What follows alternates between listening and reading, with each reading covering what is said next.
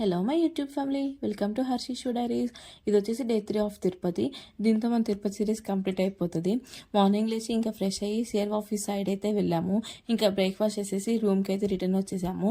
Luggage pack చేసుకుని room అయితే checkout చేసేసాము. ఇంకా మా బుజ్జితలకి ఇంకా మామిడికాయ పీసెస్ కావాలంట, ఇంకా తీసుకున్నాము. ఎండలు మాత్రం అసలు మామూలుగా లేవండి.